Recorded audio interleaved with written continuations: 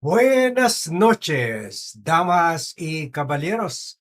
Before we call it a night, ibabahagi ko lang ito sa inyo, itong interview kay former political advisor ni former President Benigno Aquino III na si my friend na si Ronald Llamas. At maganda itong patutsada niya kay Senator Alan Peter Cayetano na ngayon ay sinasabi niya pino-project na yung sarili na parang ambassador to God. Kasi, di ba, parang Bible quoting na itong si Cayetano. Pero sabi niya, kasi itong si Cayetano kasi binanatan siya sa privilege speech si inakusahan pa siya na parang while political advisor siya ni Pinoy ay parang he was working for the interest of China. Pero sabi ni Ronald Llamas, maniwala ba kayo diyan na wala nga yang track record wala nga yang magandang track record, wala nga yan na hindi nga pwede mapagkatiwalaan yung sinasabi niyan kasi iba ang sinasabi niyan, iba naman ang ginagawa. Sabi niya, ano na ba nangyari sa 10,000?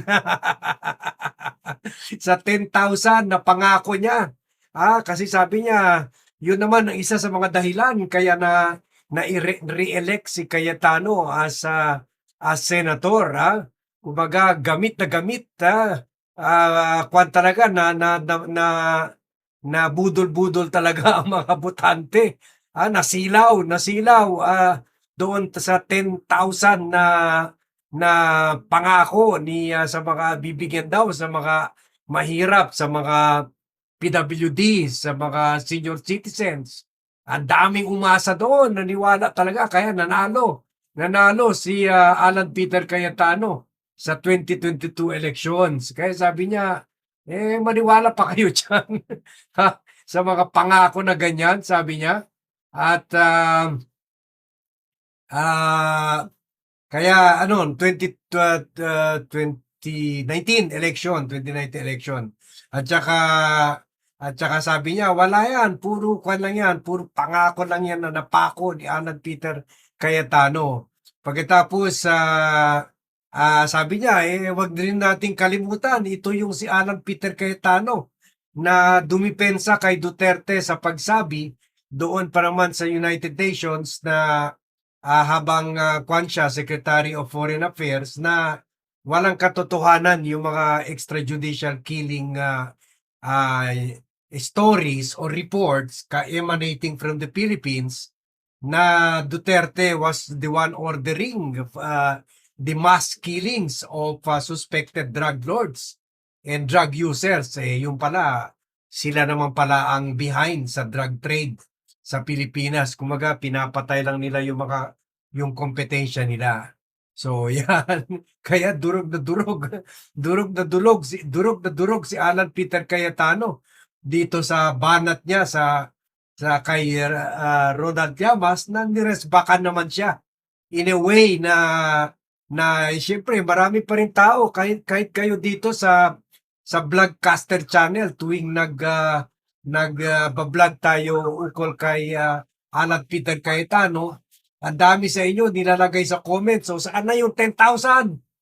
Saan na yung 10,000 ni Alan Peter Cayetano? Yan. So sige, i-play na natin ito. Interview sa TV5 or One News ng dito kay Kindina Sestrilon dito kay Ronald Llamas. Senator Cayetano disclosed that you are an opportunistang baligbing because your position on the West Philippine Sea, he claims, was very different from your position today. Did you ever change your stance? Ang galing naman ng mga senador mo dyan, Ses. Masyado naman nila ako pinapasikat. No? Mukhang nakatingin sa salamin si Senator Ambassador of Jesus Christ, Alan Peter, nung sinabi niya yung pagiging opportunista Ambassador of Jesus Christ. at pagiging balimbing. No? I've never changed my position. At medyo natawa ako doon sa sinabi niya na I was trying to convince him dun sa posisyon ko para kumbinsihin si Pinoy na wag magsampa ng kaso sa UNCLOS. Medyo nakakatawa yon. Dahil kung may kukunin ako na tao para kumbinsihin si Pinoy, baka hindi siya. Dahil siya yung bumanat kay Pinoy dati na si Pinoy daw ay abnoy. Publicly. Kaya hanggang pumalaw si Pinoy ay galit na galit sa kanya. Kaya dagdag pa dyan ay isa ako sa nag-lead nung case sa UNCLOS. At hindi ko alam kung nakita niyo yung pictures, ay nandun ako sa harapan. Dun sa Victory Lap. Sa Oo. Ah. We all know that. But he claims that you had arranged a meeting between him and the then Chinese ambassador. Well, hindi ako nag-arrange para sa kanya. Ako, kausap ko talaga yung Chinese ambassador dahil kasama sa trabaho ko yon as political affairs. No? At hindi lang yung Chinese ambassador, na mismo yung foreign minister, si Wang Yi, na-meet ko yan. As well as yung defense ministers ng Vietnam, asking them how they deal with China. Because they've been at war for 1,000 years. So, bahagi ng trabaho ko yan. To meet ambassadors, actually hanggang ngayon, ginagawa ko yan, and to meet foreign ministers. No, lalong-lalo na dito sa usapin ng West Philippine Sea, no? Na noong panahon na 'yon ay nagsimula sa Scarborough. Pero ang hirap lang kasi pagkatiwalaan ni Senator Alan Peter dahil siya rin kasi yung nag-defend kay Digong sa United Nations na wala daw ni isa na pinatay extrajudicially nung panahon ni Digong. Siya rin yung nakipagdebate sa BBC, kung maalala nyo, na lahat daw nung namatay during the Tok Hang campaign ay lumaban.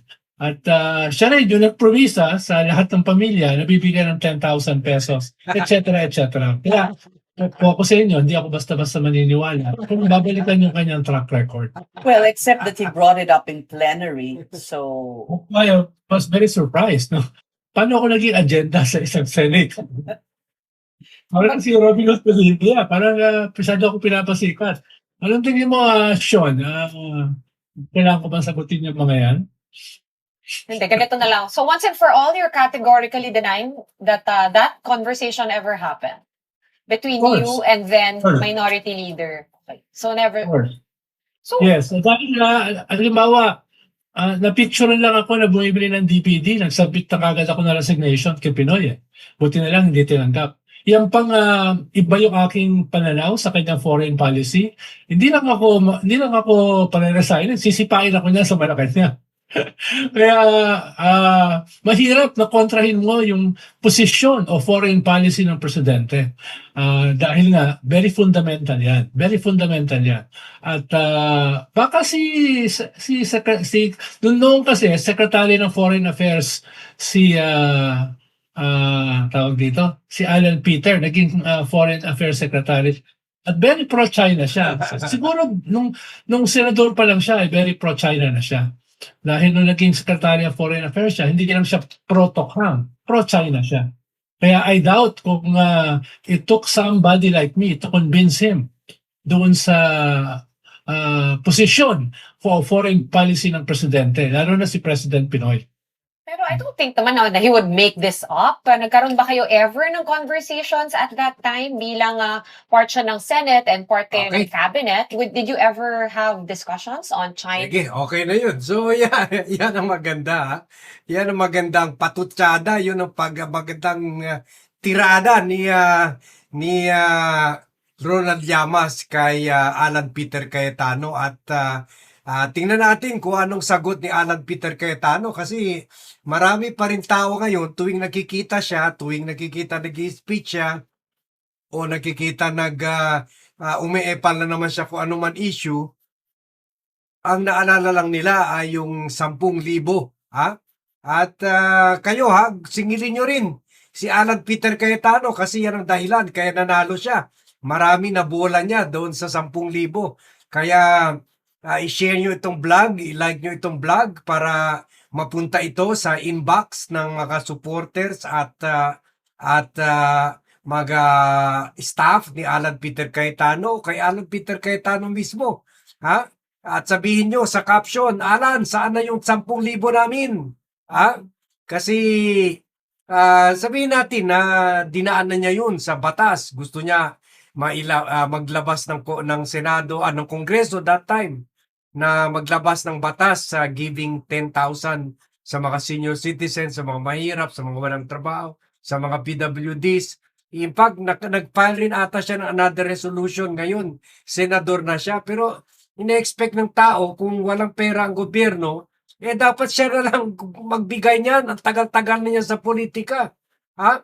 Hindi natin alam. According sa kapatid niya na si Lino Cayetano, yung former mayor ng Taguig, di ba, pinapaimbestigahan rin niya ang gobyerno. Sabi niya, yung kapatid ko, si Alan Peter, may 4 billion flood control project dito sa Taguig.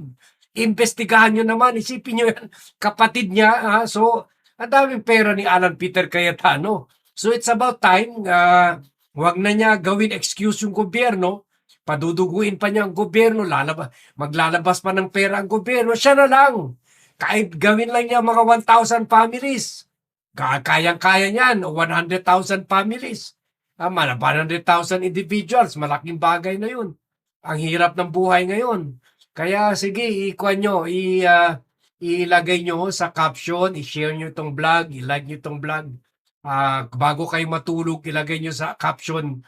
Napaalalahanin natin, si Alan Peter Cayetano, hindi pa natin nakalimutan yung 10,000 natin na sinisingil na natin ngayon. So, yun lang po ang last vlog for the day natin. Thank you very much everyone for watching. Thank you very much for joining me in this pre-recorded vlog. Good night to all and see you in my next vlog.